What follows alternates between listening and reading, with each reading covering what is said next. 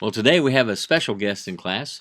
We have Dr. Iazes Wayane, and he got his PhD from Mid-America, but he is from Mozambique, and he's going to give a different perspective on missions and um, leadership development as it relates to the missional enterprise.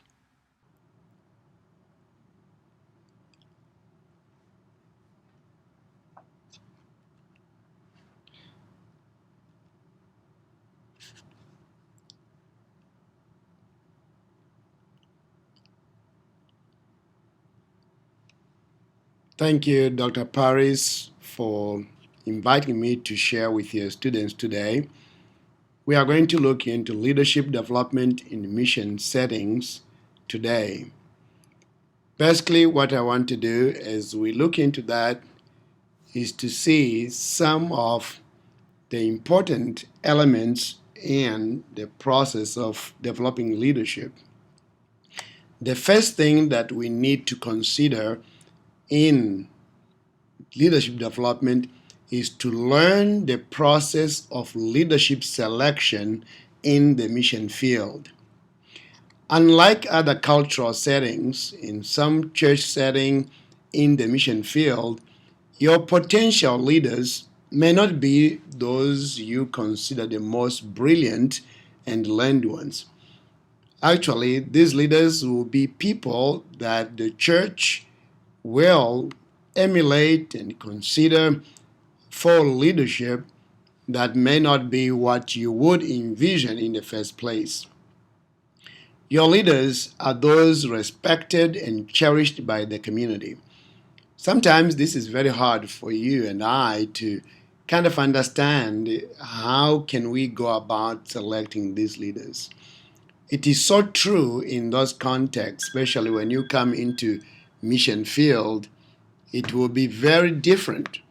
And you need to know that you are dealing with a different culture, different reality, and you need to be able to understand that context.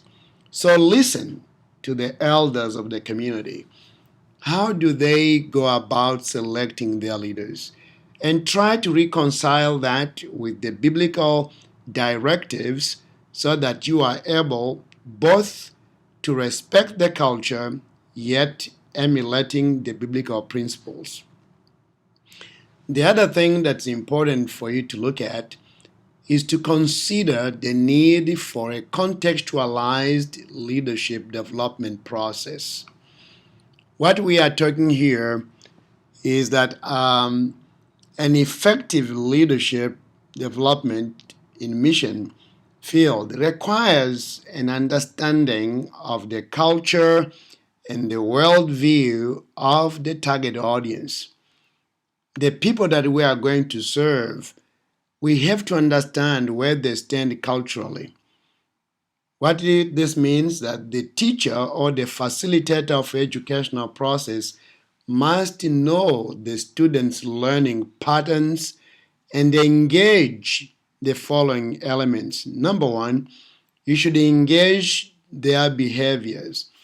Ask questions. Why do people do what they do? And as you understand their reactions and the reasons behind their actions, then you are able to find points of connection. The second thing you should engage is their values. What is it that they deem most important in life?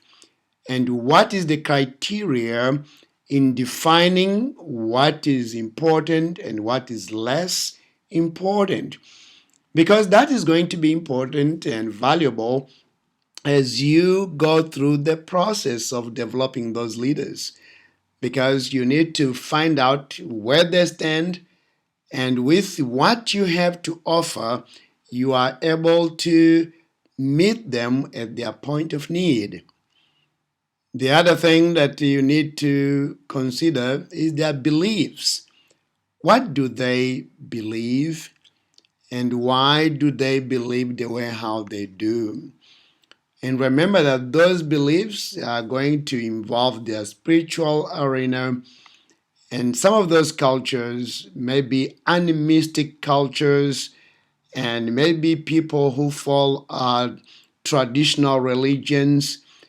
And depending on the context, your understanding of those beliefs are going to play a great role in your process of teaching them, because they will respond based on those beliefs.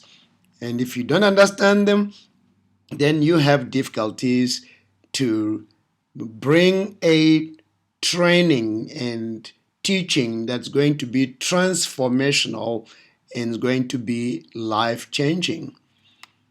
Last and not least is your understanding of the need to engage their core value, their core worldview.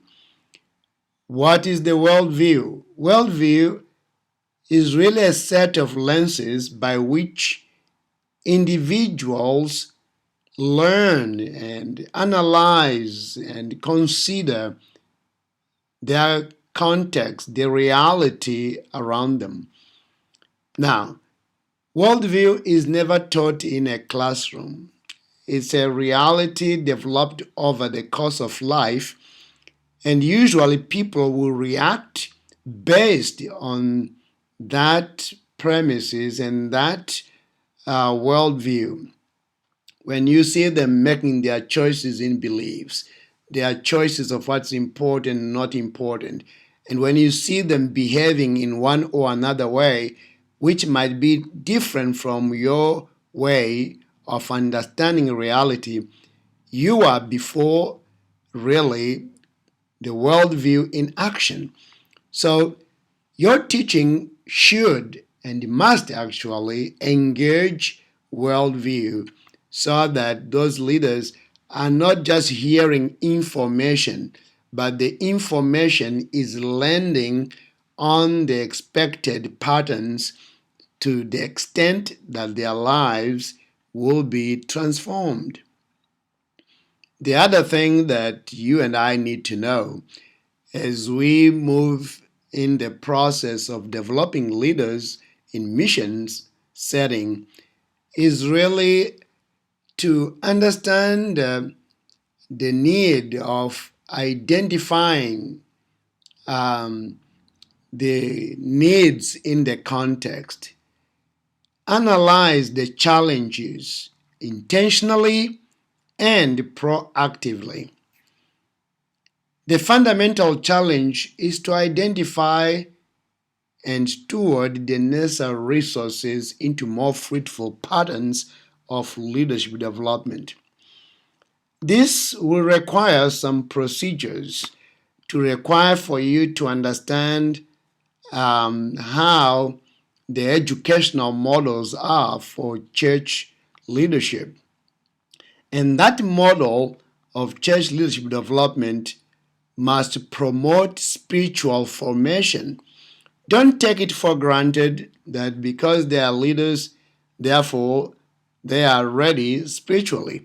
You need to engage them at the spiritual level and work with them, especially because most of your target audience is going to be made up of those leaders who will serve in the church realm. You need to focus on relationships and community. If your educational model does not focus on relationship and community, may fail, especially in some of those cultures. Dr. Paris introduced me as somebody from Mozambique in Africa. When you go to an animistic culture, you go to places where community prevails over individual. If you do the opposite, basically you will stifle your teaching process and your leadership development process. So cherish relationships, engage with people in a level whereby they see you as somebody who is there for them, is It's not just the interest of delivering a lecture and go, but somebody who is really available and wants to develop relationships and wants to be engaged in the community. So, because everything in some of those contexts is going to revolve around the community. So, your model not only should promote spiritual formation and focus on relationships and community, it should also encourage advancement of the mission work. You want them to learn how they can engage in doing their task of missions. So this is kind of what you and I need to realize as we are moving into our leadership work. So the other challenge you have has to do with coming to a point of avoiding the lecture model, which stems from the traditional approaches to disseminating information or knowledge. You disseminate information and knowledge through traditional models. That's what the school model will do. Instead, you need to be dialogical and seek to engage your learners on the following dimensions. You need to appeal to their intellect, that's the head. You need to appeal to their heart, that's emotion. You need to appeal to their praxis, their hands. So you need to be intellectual oriented, emotional oriented, and volitional oriented. When you cover those dimensions in the process of training leaders, you will really engage at a more deeper level, and you have now leaders who are not only receiving information, but they are engaging with the information, and it changes their life, and you reach the goals you have in developing those leaders.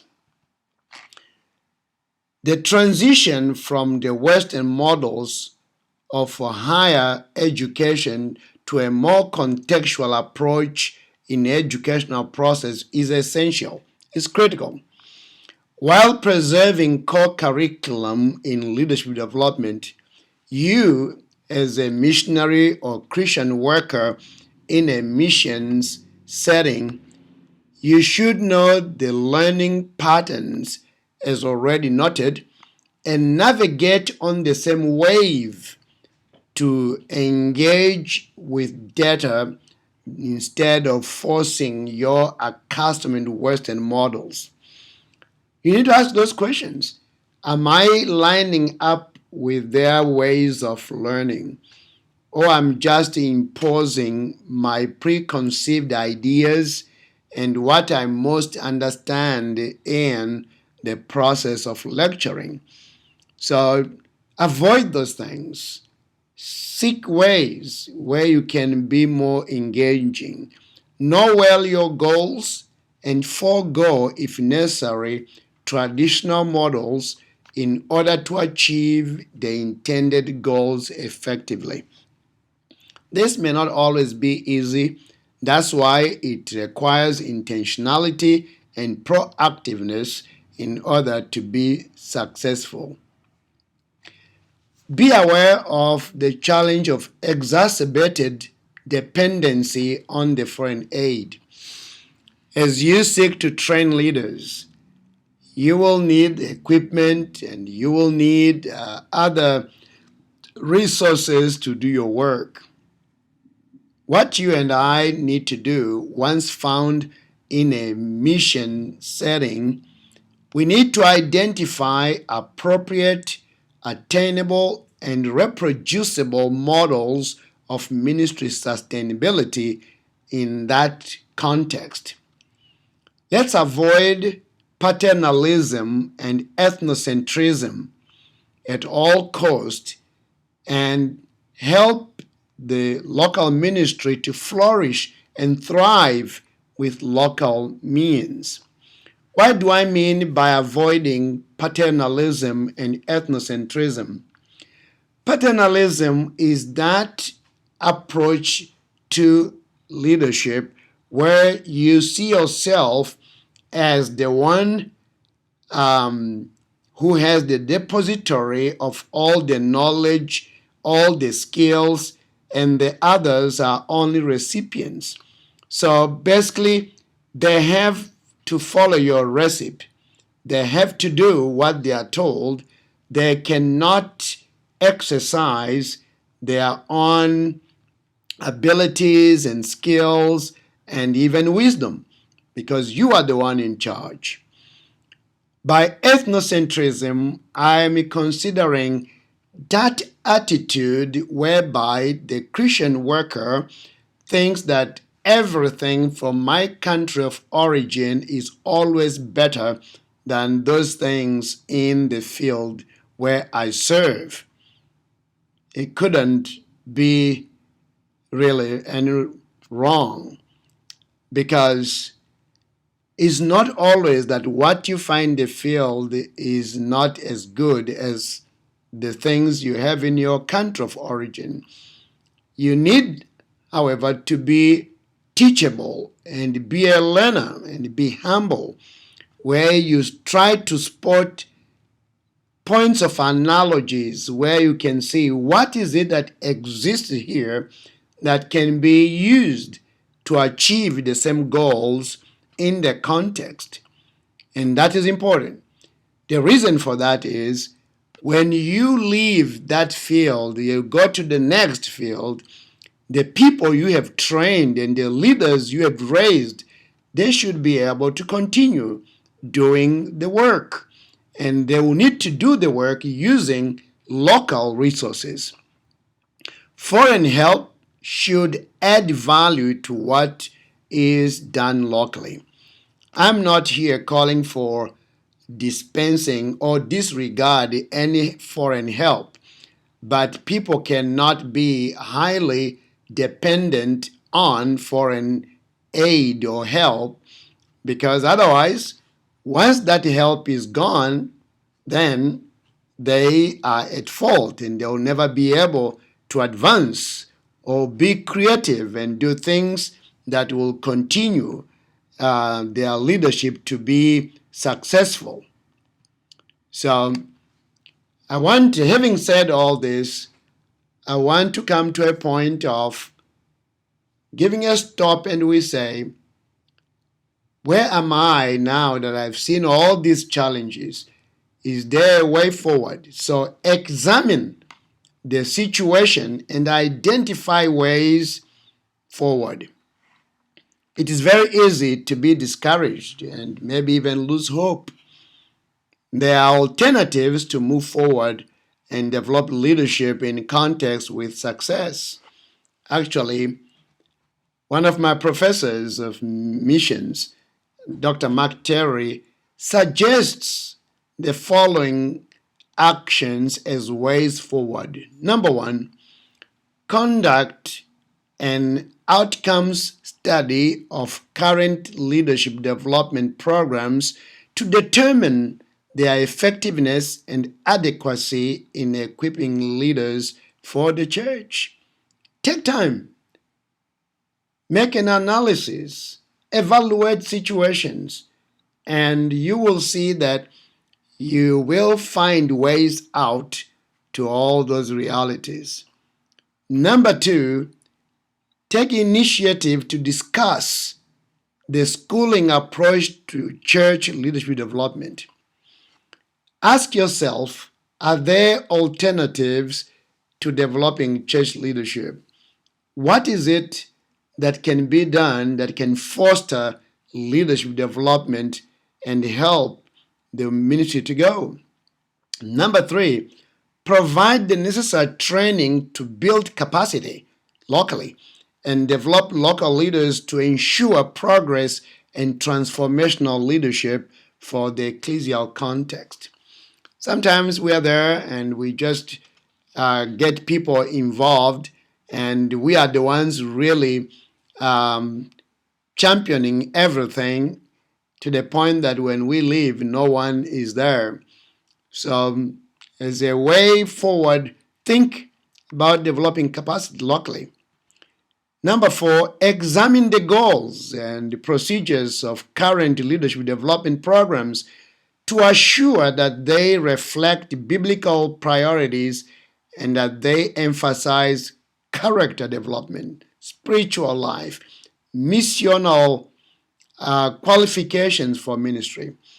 Do I see in these people that they have the character they need and the spiritual growth they need and the missional approach they need to qualify for ministry?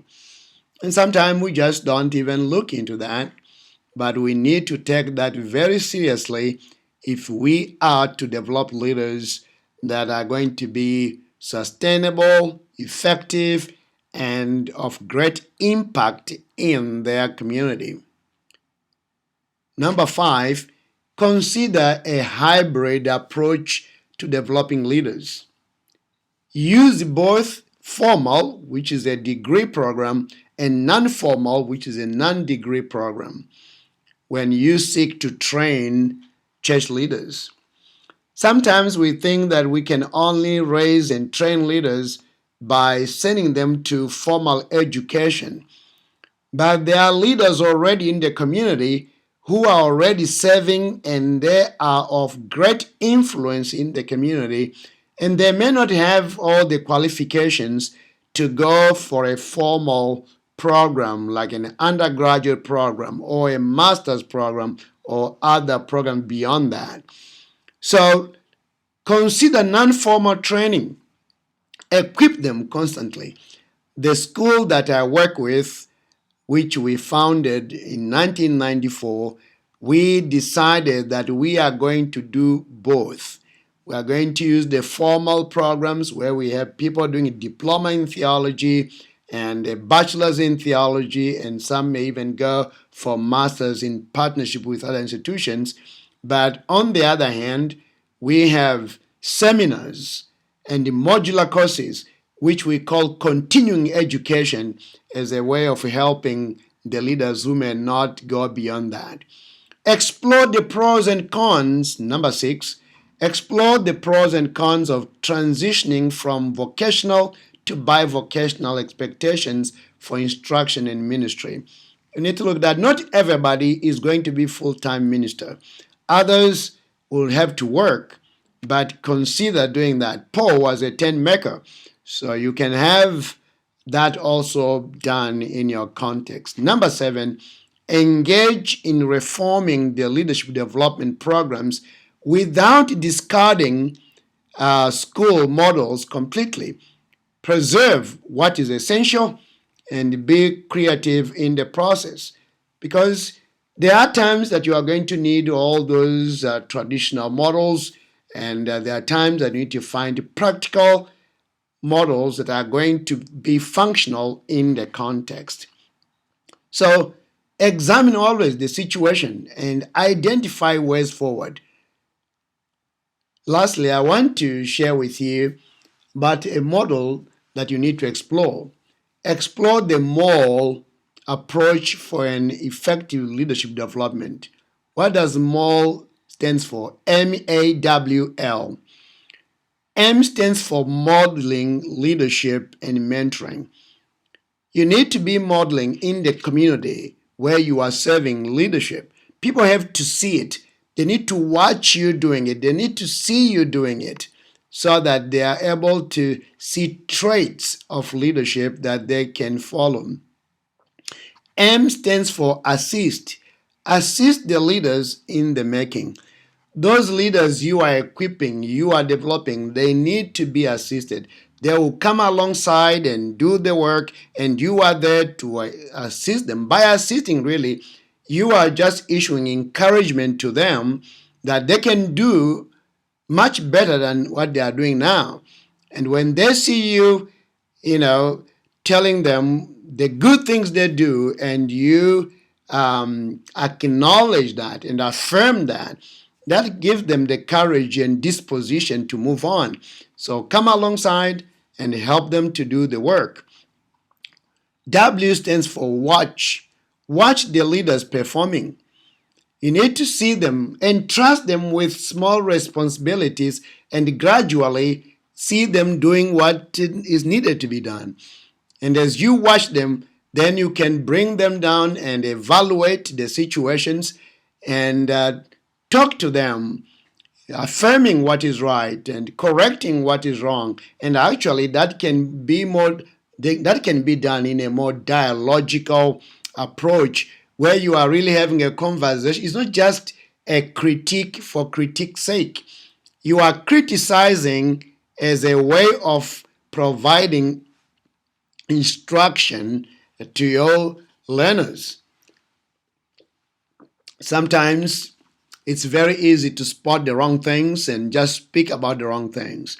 But we need, as we watch them doing things, to spot both the good and the bad and evaluate both and find a point of congruency and conciliation so that the next time they can perform better.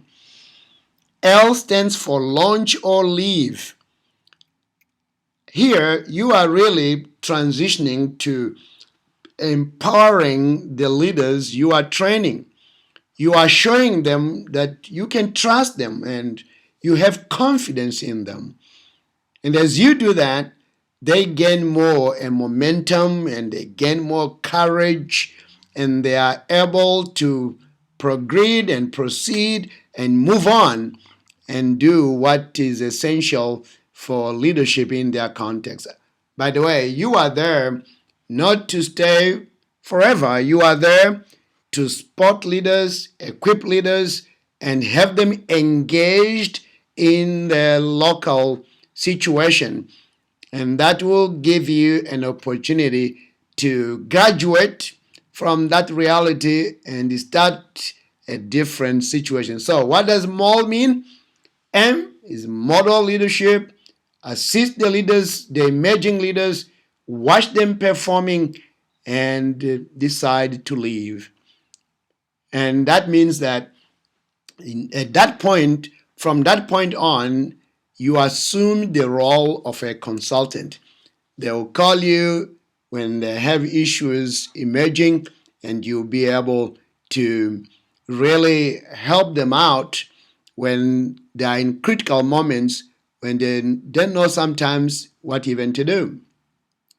So it's important. Consider exploring more. Now, when all is done, I want to encourage you to consider to move to the next village or community and start all over again. Sometimes you don't even need to move from where you are. It's just a matter of identifying a new set of key leaders or potential leaders. Those in the other community may contact you for consultation, the ones that you have trained already. If they are in the same community or if you have moved to another community, you can still keep ties, visiting them from time to time. And I think Paul is a good example of that. Sometimes we will go back and visiting the leaders. And when he was planting church, he did evangelize, but he also did equip leaders and disciple them, and he will come back and see how things were.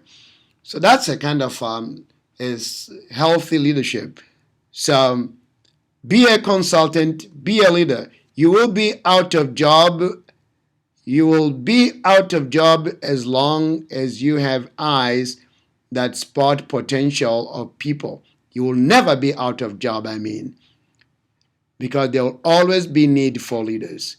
Now that I have trained the leaders, I need to know that every leader needs to be engaged in planning, because failure to plan is to plan to fail.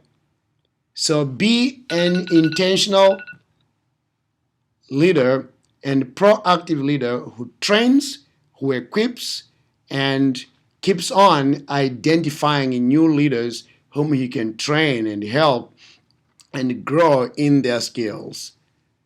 I believe that if you follow some of this, you understand the cultural element and you engage in the world view level, and you analyze these methods, and you look forward to some of the steps in transitioning, I'm sure you will build and develop sustainable leaders who are going to make a difference wherever they are. May God bless you, and we hope you are going to be an effective leader wherever God sends you. Thank you.